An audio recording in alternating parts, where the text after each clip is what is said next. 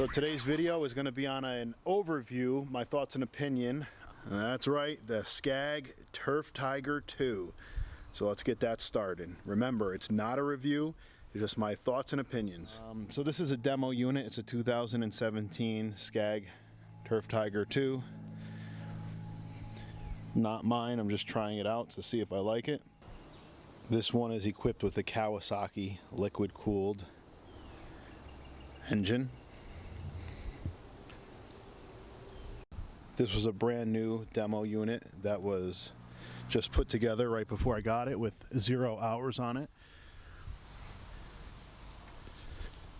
The Tiger Eye system is indicating 5 hours that I have put on it within 2 days. So this one has the 61-inch Velocity deck. It's the Velocity Plus. Here in New England, we have a lot of slopes and hills that we have to mow around, and every yard can be challenging or scary with other mowers. This Turf Tiger sticks to the ground like it's glued. It has large 26-inch drive tires. It has the fuel tank under the seat for a low center of gravity. It has the adjustable ROPS bar so you can fold it down. The seat is adjustable by pulling the lever. You can also dial in your weight for the suspension seat to make it more comfortable. The back seat does recline. If you twist the knob here, it obviously has the seat belt, the gas gauge, cup holder. The cup holder actually works pretty well if you're using like water bottles. So it's the Tiger Eye system, digitally monitors everything, fuel injection hours, faults that it may have. It has a 12-volt charger for cell phones or whatnot. Wide tires. So far, I'm in love with this mower. All the other mowers out there that I have tried just do not compare, in my opinion, to this Turf Tiger. The Turf Tiger holds hills amazingly. You don't slide. If you're going up or down a hill, sometimes going down a hill you will slide. When you lose traction and the wheels start to spin a little bit, you just easily push up or back on the controls and the tires grip and it just takes off. So I haven't gotten stuck. I've mowed some pretty steep hills. Scag did a really good job on this model. It seems like they really overbuilt it. I would imagine that this mower can last you 20, 30 years. You'd have to replace the engine, I'm sure, if you put a lot of hours on it, probably every 2,000 hours, or I'm not really sure because I've never had any experience with the liquid cooled. I've only had just the naturally cooled. So it has a radiator. It has I guess it's a cooling radiator for the hydros. Battery is under the seat. So is the gas tank. If you have any questions, just leave them in the comments and I'll be glad to try to answer it for you. I think this mower is around $15,000, which for $15,000 that's a lot of money, but you're getting an excellent mower. I think my Freedom Z went for about $5,500, and I know you can't compare something that's $5,500 and something that's $15,000, but this just totally blows away the Freedom Z. I've mowed with a couple Exmark Laser Zs, the 60-inch, and this thing blows them away too in terms of quality. Something I really like is how the mower handles.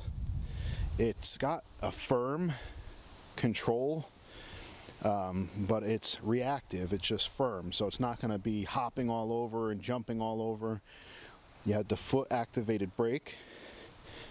The lever for the brake to release it's right there. Actually, to release it you press down on the brake, but to lock the brake you pull the lever up.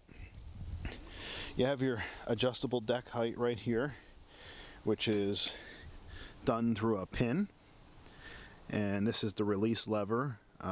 Once you push down on this foot lever for the deck, You can pull back on this lever and the deck will go up and down.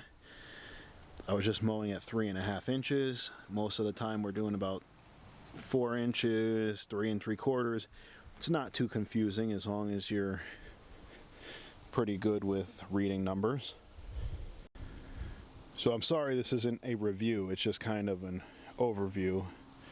And I guess I fibbed because there's the battery box right there. It's not under the seat. That's right. I think that was a Cheetah that's under the seat. I drove the Cheetah the other day as a demo unit, and I was highly, highly unimpressed with it. It wasn't as smooth operating.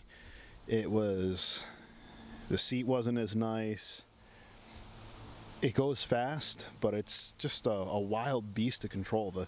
The way I can kind of describe it, the best way I guess would be, it's kind of like riding a bucking bull, and you have to hold on for dear life. I noticed that because I am tall, when I sit in the seat, well, I'll just kind of show you.